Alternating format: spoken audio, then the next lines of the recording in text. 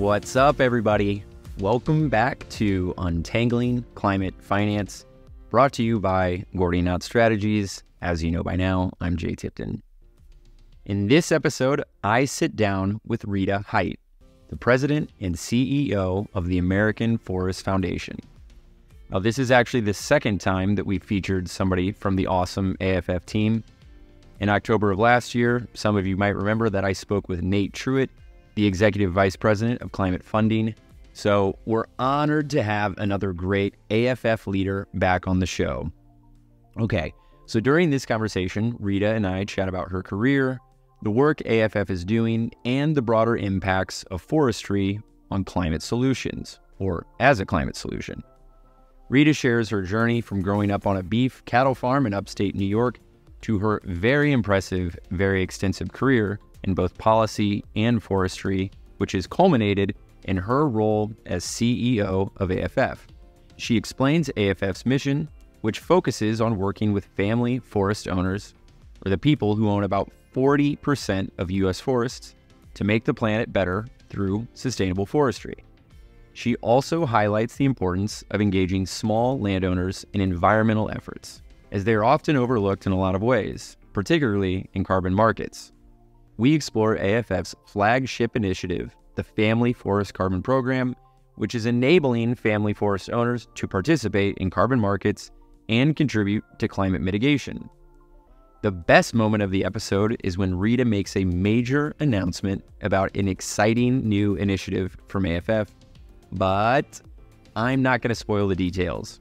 But let's just say it is set to make a very large impact on the carbon credit market and create new opportunities for family forest owners to unlock the potential of their lands. But all right, enough from me. Let's hear from Rita.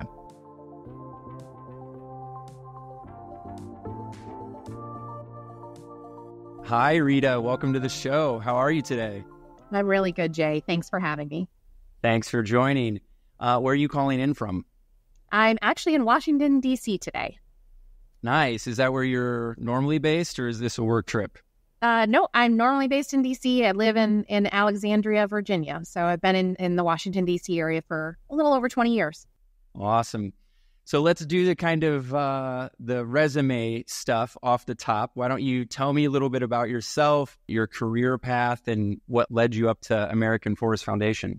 Sure. So a little bit about myself and my career path. I grew up on a beef cattle farm in rural upstate New York. My mom actually still lives on the farm today. We have about 250 acres. About 50 of those are woods.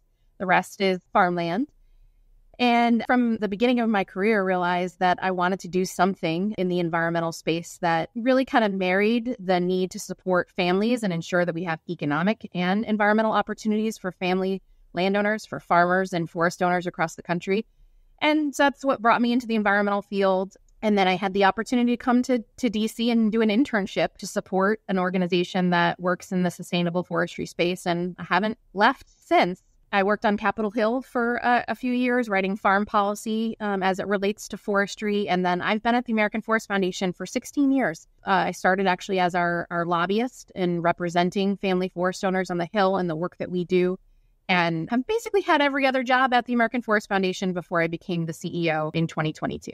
Great. Very involved throughout your whole career, it sounds like. Yeah, absolutely. It's been a labor of love in the forestry space for a long time.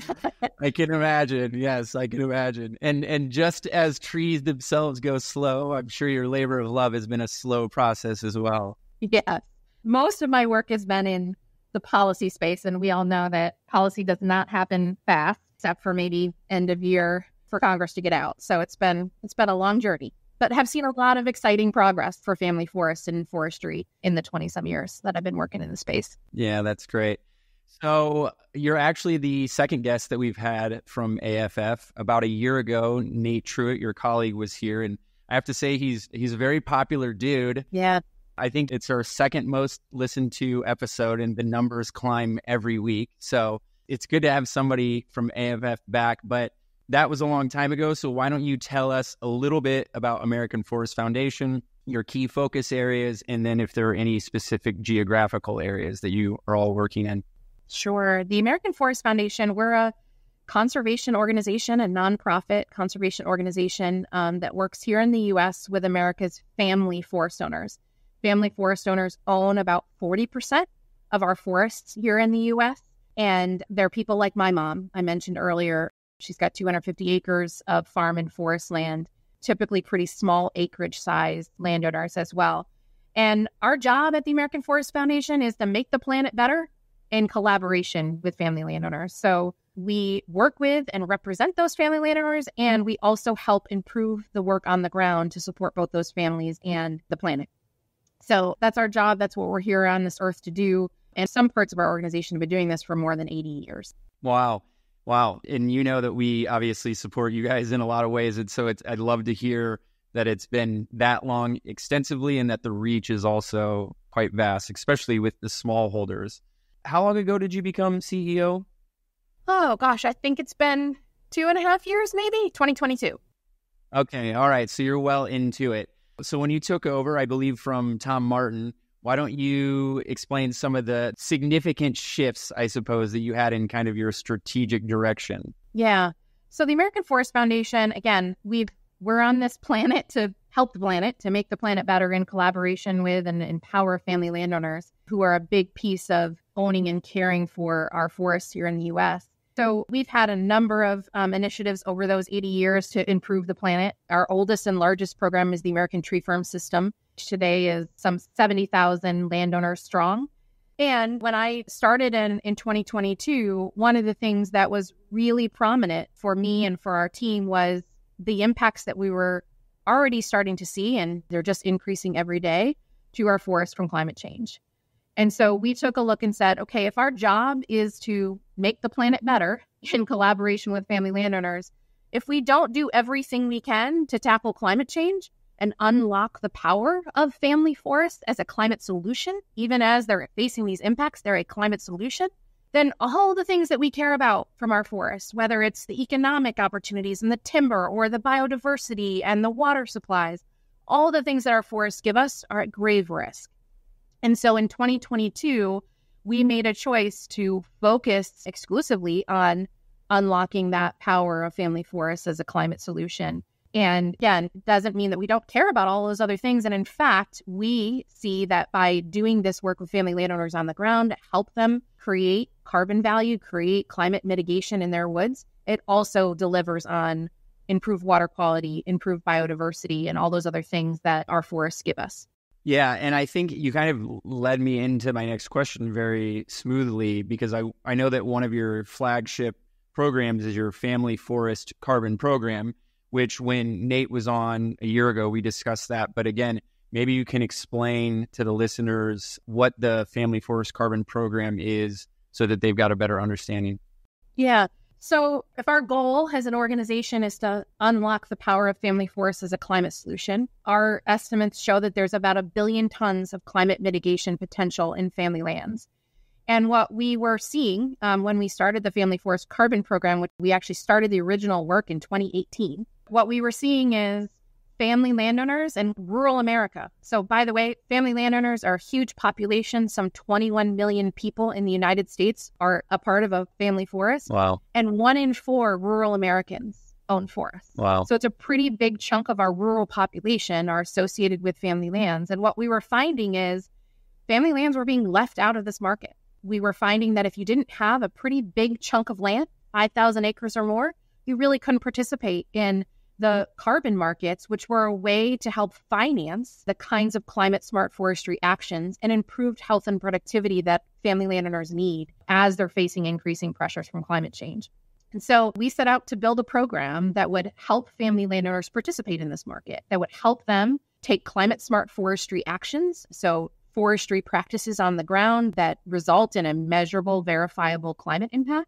Again, all of these things improve the health and productivity of their forests as well. And we would help them implement those practices and then monetize those practices and turn them into carbon credits that we can sell in the voluntary carbon market to help support the work that family landowners need to do on the ground.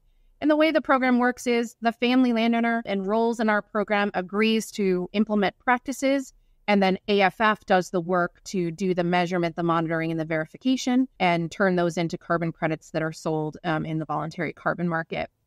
Another really important piece of the Family Forest Carbon Program is, again, we're doing this to help support family landowners and to have that impact on the planet. And so we have done everything we can to ensure that we're producing high integrity carbon credits in the voluntary carbon market, because the atmosphere has to feel a difference from this work. Otherwise, it's not our mission.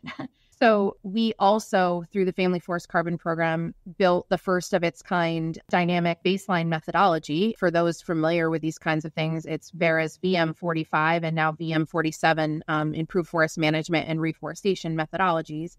And that allows us to ensure that the carbon value that we're providing is truly additional, truly really impacts the atmosphere. It makes a difference on the atmosphere. So we're really proud of both the work we've done to bring rural America off the sidelines and to ensure that work has a meaningful, measurable, verifiable impact on the atmosphere that family landowners and our planet desperately need.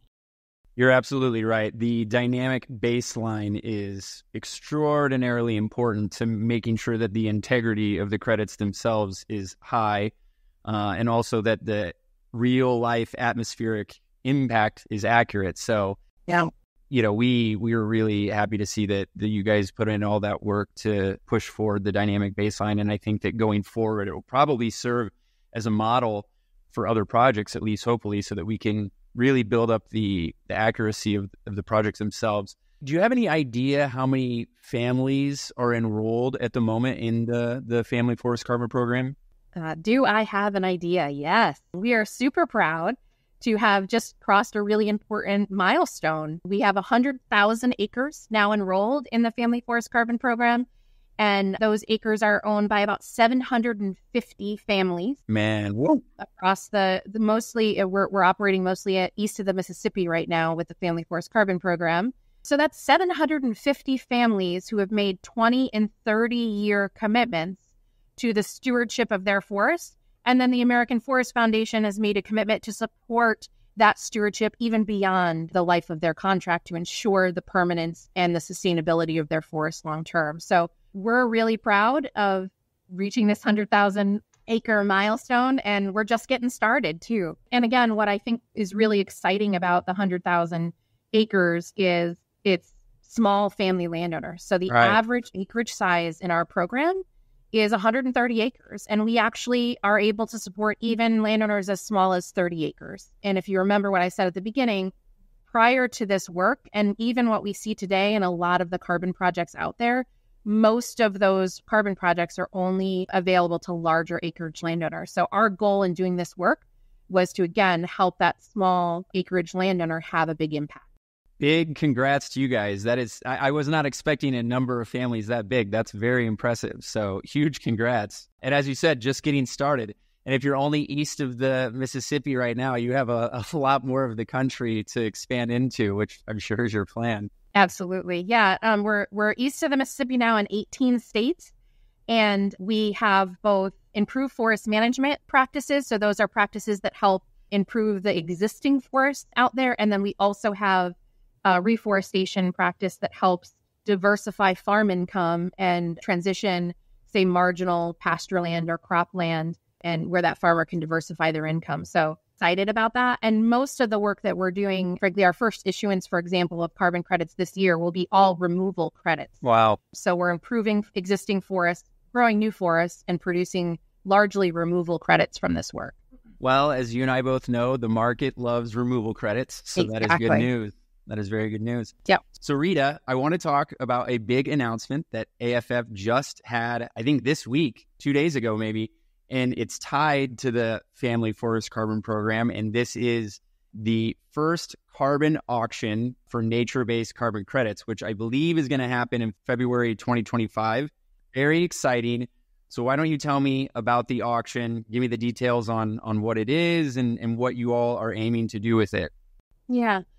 So as we've implemented this work of the Family Forest Carbon Program, and again, we're helping landowners on the ground and then we're turning those into credits, we found there's a lot of pain points in the market that needed to be addressed in order to more efficiently, generate and sell credits in this marketplace. Right now, prior to this auction, we are doing bespoke transactions with individual companies and other investors. And in some cases, those take 18 conversations. Yeah.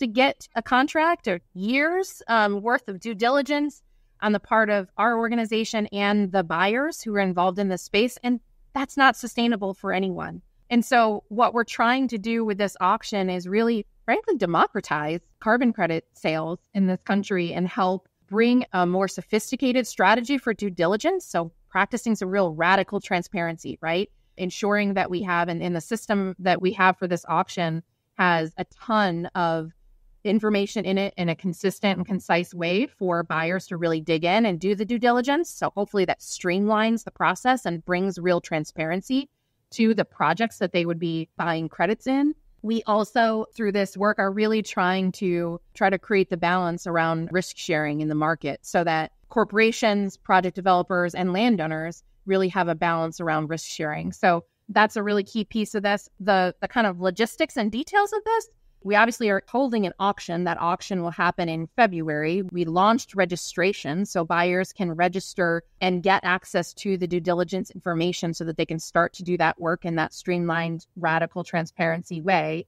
And we also are, as part of this auction, piloting what we're calling a different kind of contracting mechanism that enables milestone-based prepayments for carbon credits.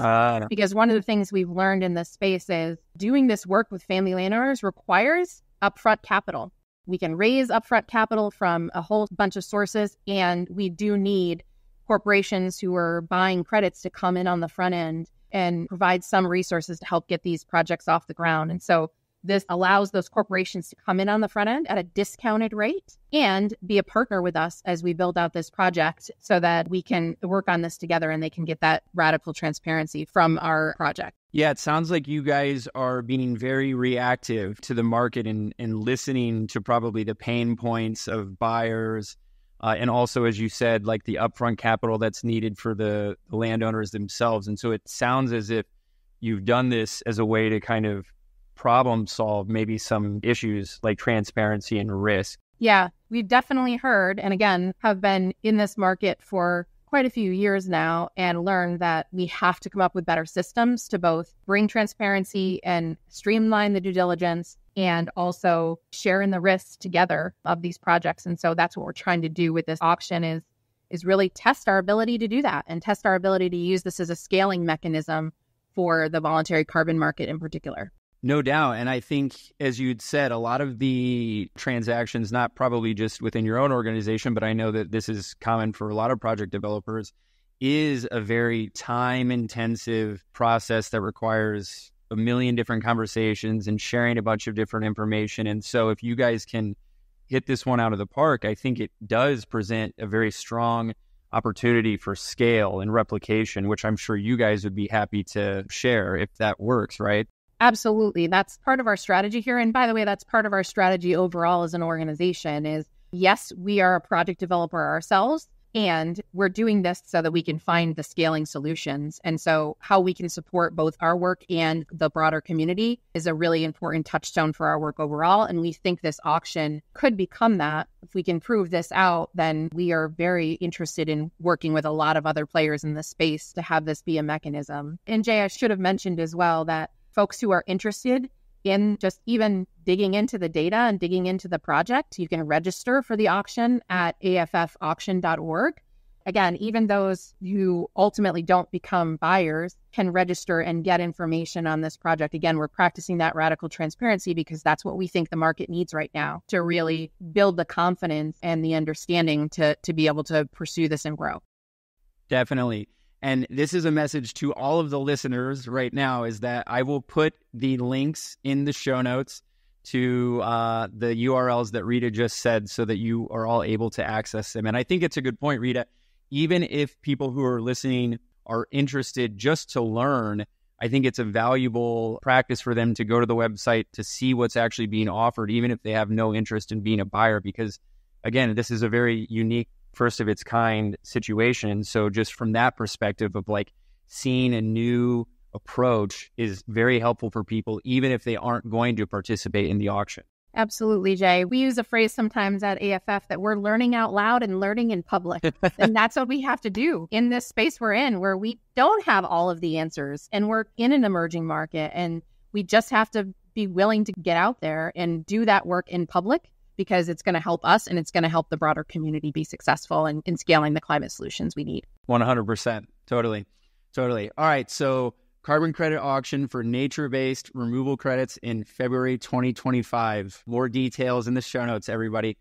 Okay, Rita, so let's go back in time. You said you took over in 2022 and there were some new initiatives that you're working on. I know that in 2022, AFF also issued a first of its kind green bond. Why don't you tell me a little bit about that green bond? Yeah. The first of its kind green bond was the first of its kind green bond for nature-based solutions, for nature-based carbon credits. So part of that learning out loud and learning in public. So part of our theory when we first started building the Family Forest Carbon Program was we could sign contracts with buyers who commit to buy credits at some future date, not with prepayments, but just commit to contracts that they will pay at a future date. And we could bring those contracts to investors, bond purchasers, et cetera, and say, okay, we've got contracts in line. Can you give us some debt financing so we can have the capital to do the work and then deliver on the contracts? And that was a great theory. What we learned in practice in the market is for investors to be willing to be part of the bond investment that we were offering, they needed a guarantee because this market is new and the work we're doing is still very early stages. And so we issued that first of its kind green bond, a $10 million green bond. I think it was 230% oversubscribed. So we had a lot of interest. Incredible. In investing. And the American Forest Foundation provided the guarantee to enable us to access that financing. For us, that was a really important thing that we can do to enable and learn our way into this. And that's one of the barriers to ensuring that we can get finance at scale is the fact that AFF and other project developers can't guarantee all of the dollars that are needed to support this work. So we need other forms of credit enhancement or guarantees in order to make that kind of financing work. Right, exactly. And I think it's an approach that, of course, like shares the risk as well and also provides confidence to the bond purchaser that they have a bit of protection. Exactly. Yep. And I get that. Like they're offering interest rates at a low risk interest rate, right? Versus other investors that are looking for 20 and 25% returns. A bond right now, you can probably get it for 6.5%, 7% maybe. But in order for them to offer those lower interest rates, got to have more of a guarantee. That's one of the things that AFF has been working on with Gordian and a number of other partners out there is how do we find ways to stand up other sources of credit enhancement or guarantees. We've been working on a piece of legislation in Congress called the Rural Forest Markets Act, and it's all about giving USDA the authority to provide guarantees for this kind of market, which is very similar, by the way, to what the role that USDA plays in traditional agriculture markets, where they provide guarantees or low interest loans for farmers and other entities in the agriculture space to help them participate in markets. So we're working on that piece of legislation right now in Congress and are hopeful that we can get it across the finish line. That would be massive. I mean, I think that's also not too different than what the Department of Energy does as well with their investing program. So that's cool. I didn't realize that you all were working on that. And again, this kind of is a nice bridge because the next thing I wanted to ask you about was policy. Yeah. And we can lean into your very extensive policy background. But I know that AFF is quite active in the policy space. Outside of what you just described, what are some of the other areas of policy work that you're all focusing on? Sure. So just to kind of put a little context around our policy work, I think one of the things that we have realized, again, in that learning out loud and learning in public is for carbon markets to work for rural landowners, small holders in rural US, and for us to unlock the huge climate solution that is family land. So again, 40% of our forests, that means that 40% of our forests are family owned. That means that 40% of the natural climate solutions in the US are family owned climate solutions. So what we've learned is we're not going to be able to do that right now, given the state of the market, without policy support. And so there's a couple of key priorities that we have in the policy space. I mentioned the Rural Forest Markets Act. We have other solutions that we're trying to pursue in the policy space to help bring other financing mechanisms to the table, other kinds of guarantees. That's a big priority of ours. Secondly, there's a lot of resources right now in the Inflation Reduction Act and the bipartisan infrastructure bill that Congress has passed that are designed for climate smart forestry, that are designed to help support agriculture producers and forest owners in taking climate smart actions. There's about $20 billion in resources there. Yeah. And so one of our other policy objectives is how do we help USDA implement those dollars in ways that leverages the private sector so that we can make those dollars go further and have even greater impact. And so we have a number of projects already we're working with USDA on, and we're continuously trying to find policy solutions that support that. And then the third piece is this market needs regulatory certainty. This market needs regulatory certainty. And so right now, there are a lot of private sector efforts underway to bring that certainty to the market that we very much support. Things like the Integrity Council for the Voluntary Carbon Markets, the Voluntary Carbon Markets Initiative, things that are trying to stand up mechanisms to ensure that we have the rules of the road in place for how corporates use carbon credits and how carbon credits can be generated that are high integrity. We also are working quite closely with the USDA on the implementation of the Growing Climate Solutions Act, which is designed to help farmers and forest owners participate in this market and ensure that those landowners are protected, that they aren't taken advantage of as this market grows. So that's another piece of the regulatory certainty. Again, it's not regulating the actions, it's bringing some rules of the road to the market that help this market get off the ground in a bigger way.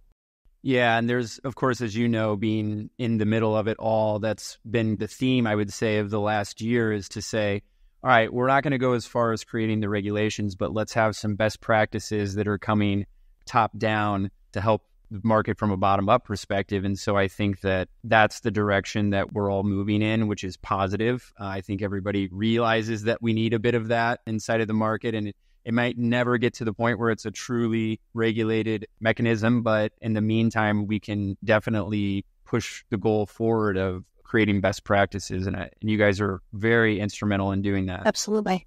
Yeah. So, Rita, let's look towards the future, because of everything you've just listed in the last 30 minutes, it's clear that AFF is hustling in a lot of different directions all over the country. But when you think to, I don't know, the next couple of years and you want to incorporate the Rita plan, where do you see AFF going, or how do you see yourselves scaling in terms of your ambitions? Really good question. And to your point around hustling, one of the things that I am so proud of about the American Forest Foundation is we are really smart, talented group of people that gets shit done. And that's what we are, so solutions oriented and so oriented towards real, practical, on the ground solutions. So that's what we're hustling for. And when I think about the future, again, I mentioned, I think at the beginning, Jay, that we think there's 1 billion tons of climate mitigation potential in family lands in the U.S. And we are just scratching the surface on that potential right now through the Family Forest Carbon Program and a lot of the other efforts that are out there amongst partner organizations. So first and foremost, we got to continue to grow the Family Forest Carbon Program and continue to ensure that it can be available across the country. So for example, out west, there is a lot of need for climate smart forestry practices that'll help us reduce our wildfire risks and at the same time avoid emissions that are having a real impact on our climate right now. So continuing to expand and grow the program in ways like that. We have a lot of partnerships online to help us do that right now. The other thing I would say is, again, this market is exciting. It's growing. We're finding ways to really bring it to that small rural landowner and bring them off the sidelines. And for us to pursue the kind of work that's needed on the ground, I don't know if I mentioned this to you, Jay, but the family landowners out there, that 40%, only about 15% of those family lands have a plan for the future of their forests or are working with a professional forester. So meaning that 85% of these lands are not optimized for climate outcomes, for biodiversity outcomes, for timber outcomes, for all the things that these woods can give us.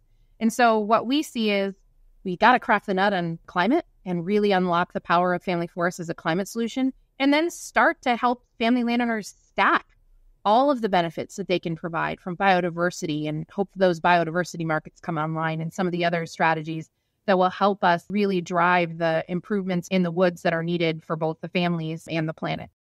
Yeah, when you say 85% is sitting there without a plan, what I hear is that there is such an extraordinary opportunity there to scale. Like that's unbelievable. Yeah, absolutely. It's kind of shocking, actually, that 85% of families don't really have a plan for the future of their forest. Yeah. So they're just kind of figuring out as they go. It's funny, when I took this job, the CEO job in 2022, and we really shifted to focus on climate change, there were definitely some folks that were like, what are you doing, Rita? And over time, the amount of family landowners that come to me and talk about the climate impacts on their woods has just grown exponentially, from the invasive species challenges, from all these challenges. And that's the 85%. Those people don't know what to do about their forests, don't have a plan, don't have access to resources. And as a consequence, we're not getting the climate impact that all of us need, the biodiversity, the clean water, the timber supplies, the sustainable timber supplies that we need. So there's huge potential. And family landowners want to be part of this. Right. They want to be part of the solution. So it's a pretty exciting opportunity to help family landowners meet their objectives and goals while also improving the planet. No doubt. I mean, I'm sure they're very proud to be landowners. And I think that the more involved you are as a landowner and the more you understand, the greater that pride will increase, right? If they feel as if they're, not just owners of a very cool forest or whatever, but they're like, wow, we actually understand how we can improve this, we can see in the future. And that's a huge source of pride for people. Yeah. And it's funny, when you talk to family landowners about the Family Forest Carbon Program, of course, the dollars help, right? The dollars, they're not going to get rich off of this program, but the dollars help them pay the taxes, maybe make some investments in their woods and implement the practices. One of the things that's really valuable, probably the most valuable for family landowners that are participating in the program, is the access to the trusted forestry assistance that we're providing. They can figure out what to do with that resource and someone that they can trust that's going to walk the land with them and be available to them when they have issues, when they see an invasive species problem that they need to figure out what to do with, or when they have a blowdown and they're trying to resolve how they manage for that. So that access to support is really important for those family landowners who are struggling to figure out what to do with their forests. Most definitely. Most definitely.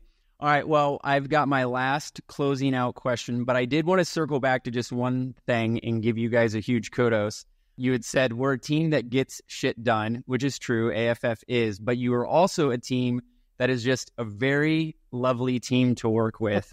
We at Gordian have a couple of core principles, and one of our core principles is that we only want to work with people that we like, and we love AFF because you guys are all such a joy to work with, and you're innovative and you're hardworking. So I wanted to give you guys a shout out there because I think that your organization's fantastic. Thank you. We really appreciate the partnership that we've had with you all over the years. Frankly, we wouldn't be where we are without Gordian and all the leadership support that you've provided. And yeah, it's an awesome team. I get the joy. I am so humbled every day. And I get to show up and work with these people who are here to make a difference, who are here to figure it the fuck out. Yeah. Use my French, but that's what we're doing. Totally. And it's damn hard. Yep. But we're figuring it out. That's right. That's right. That's the attitude. I love it. All right, Rita. So I don't know if you're familiar with the philosophical school of Stoicism, but I am a big subscriber to Stoicism. I get the Daily Stoic from Ryan Holiday. It's a great ancient school of thought, and I always close out the episodes with the same question, and this one is a rendition of a question from Epictetus, who was a well-known Stoic in the past. And so the question that he asks, or the statement, I should say, is, what concerns me is not the way things are, but the way people think things are, which is extremely relevant, I would say, today. But if we apply this to climate finance, my last question is for you, and it's, what do you think is one thing that must be done to change how people think about climate finance? Oh, I think the biggest thing we need to change is that I think people think the dollars are just going to magically appear. Right. And it takes real risk sharing. It takes real capital to put to work in this space. And I think the strategy that we're pursuing, that is very much a market-based strategy, right? We have to produce a value that we can monetize because that's how we're going to finance and scale it. I think a lot of people come to the climate finance space and think that we can do this with philanthropy, think that we can do this without the markets. And everything that we've seen is we have to have innovative financing solutions, and we have to have solutions that people are willing to share in the risk with us, with project developers, and with the family landowners on the ground who are taking the risk and doing the work on the ground. So I would say that's the thing that kind of surprises me as we all think about, and climate is on a lot of people's minds. This is not something that's just going to magically happen. We have to figure out how to monetize it and bring some risk-sharing tools to the equation. Totally. We've got to take the abstract and make it a reality. So Couldn't agree more. Well, Rita, thank you very much for taking some time out of your day to join me. I hope you had some fun. Of course. Cool. It was great chatting with you, Jay. Thank you for the opportunity, and thank you for the ongoing support that you all are providing to the American Forest Foundation. Yeah, it's our pleasure. And good luck in the last few months of 2024. Same to you, Jay. Thank you. Thanks. Sure. Bye. Bye. Well, that's all she wrote on this episode. Thanks again to Rita for bringing her positive energy and deep insights to the episode. And thanks to the entire American Forest Foundation team for all the great work they're doing across the states. And the final thanks is reserved for all of you listeners who continue to support the pod. Much love. Also, as you heard, Rita explained AFF's exciting new carbon credit auction, so please make sure to check the show notes for links to the auction and their announcement. Even if you don't plan to participate in the auction, you can still learn something new. And finally, before you close out of the episode, don't forget to subscribe and leave us a review on Spotify or Apple Podcasts. If you're on Spotify, hit the little bell so you never miss an episode. You can also check out our other podcast content. We produce our weekly newsletter series, Sliced, and it offers quick, bite-sized updates on carbon markets, climate finance, and environmental protection. If you have any questions or you just want to connect, feel free to email me at jtipton@gordian.strategies.com. You can find my email address in the show notes. Well, see you next month for another climate finance conversation. And until then, take it easy and enjoy the crisp autumn weather. This podcast is produced by Gordian Strategies.